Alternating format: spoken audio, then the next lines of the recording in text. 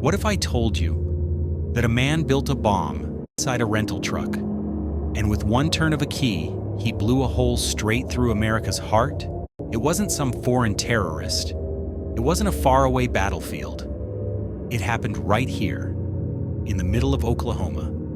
On a calm, sunny morning, 168 people died. 19 of them were children, toddlers. And the man who did it? He was clean-cut, polite, a former U.S. soldier.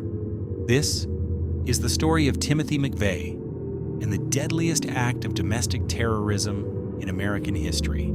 Hey everyone, welcome back to the Hidden Crime Lines. Today's story is one of the hardest we've ever told.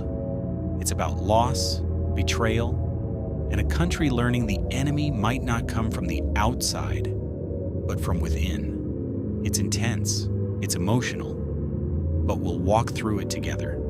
And I'll add a few light moments when we need to breathe, because trust me, this one gets heavy. Let's begin. Timothy James McVeigh was born in 1968 in Lockport, New York. He wasn't born evil. He was a shy, skinny kid who loved computers, guns, and science fiction. You know, kind of like that one quiet neighbor who mows his lawn at 7 a.m. sharp. But growing up, Tim felt small, invisible. His parents divorced. He was bullied. He started to believe the world was out to get him. When he joined the U.S. Army, he found purpose. He served in the Gulf War in 1991, earned a Bronze Star, and was a sharpshooter. But when he got back, something shifted. He became obsessed with the idea that the U.S. government had become a monster. On April 19, 1993, in Waco, Texas, the FBI raided a compound run by a cult called the Branch Davidians. It ended in flames. 76 people died, including children. McVeigh was watching, and something in him snapped. To him, Waco was proof the government was violent and out of control. He believed America was under siege, not by terrorists, but by its own leaders. And he wasn't alone. He fell into a world of anti-government militia groups, conspiracy theories, and hate-filled newsletters. And that's where he met Terry Nichols, a man who shared his anger, and eventually, his plan. Now, Timothy wasn't just angry, he was organized. He spent months planning an attack. He chose a building he believed symbolized government overreach, the Alfred P. Murrah Federal Building in Oklahoma City. It housed the DEA, the Secret Service, and most painfully, a daycare on the second floor.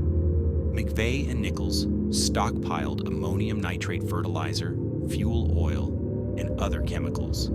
The same stuff farmers use, and yes, what some people use for backyard fireworks, except multiplied by 1,000. They loaded the homemade bomb into a rented Ryder truck. And then, on April 19, 1995, exactly 2 years after Waco, McVeigh drove it into downtown Oklahoma City.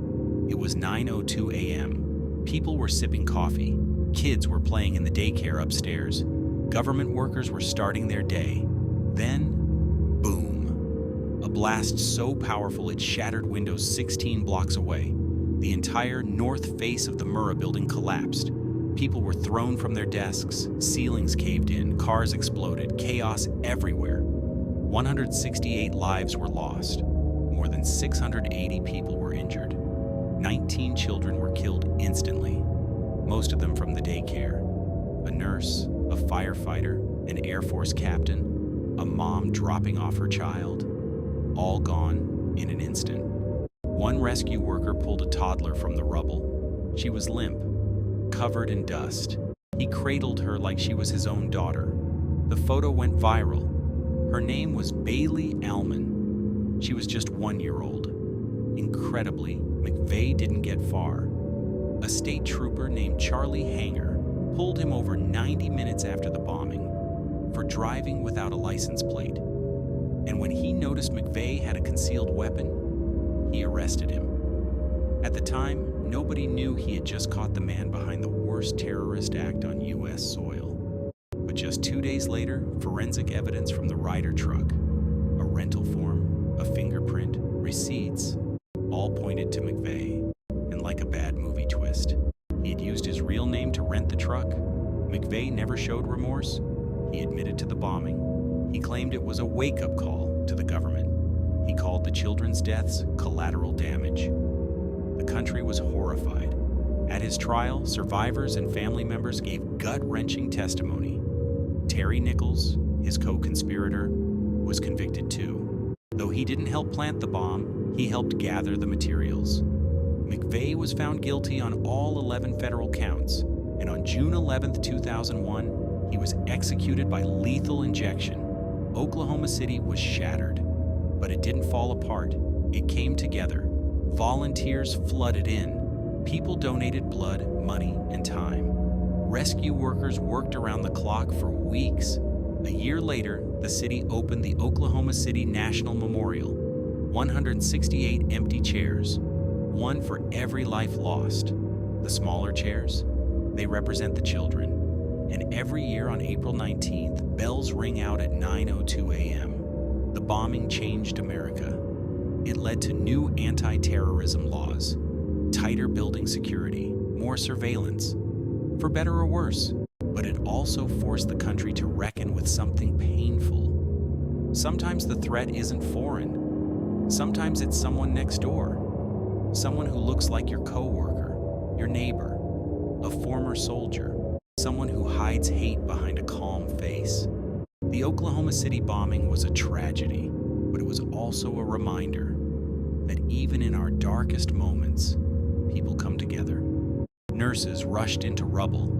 Firefighters dug with their bare hands. Strangers became family. And while Timothy McVeigh wanted to destroy faith in government, he didn't destroy America. He just reminded us how much we still had to protect. If this story moved you, take a deep breath and maybe hug someone you love today, just because. If you've made it this far, thank you for walking through this with me. Let me know in the comments, how do you think a tragedy like this still affects us today? Like, share, and subscribe for more real stories that deserve to be remembered. And as always, stay safe, stay curious, and stay kind. See you in the next one.